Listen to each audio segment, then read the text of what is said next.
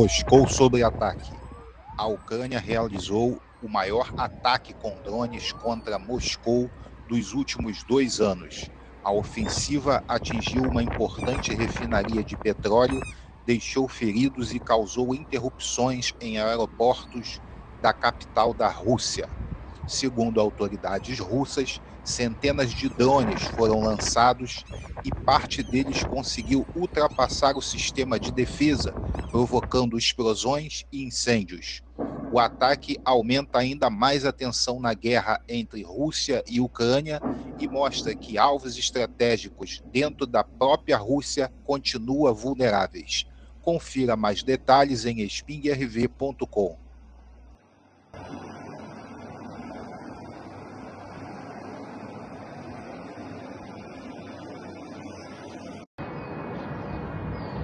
O ketyapti yana bitta.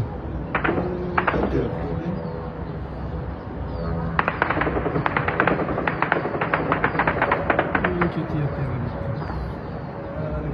Ko'chyapti. Ana Ontor qattiq ketyapti.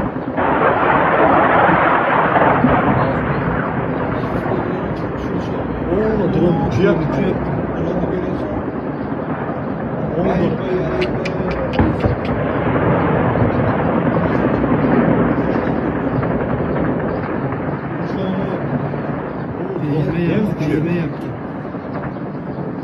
Değmeyapti hozir. Tushadi hozir.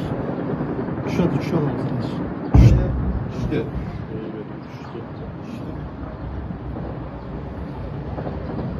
Tushdi. Tushdi ona. Tushdi.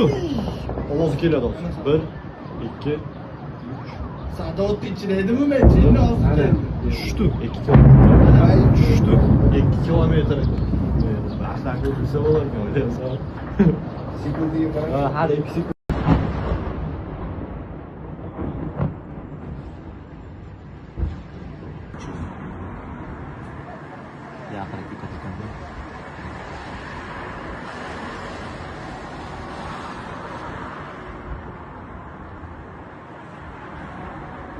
U bilon uni urdi qara.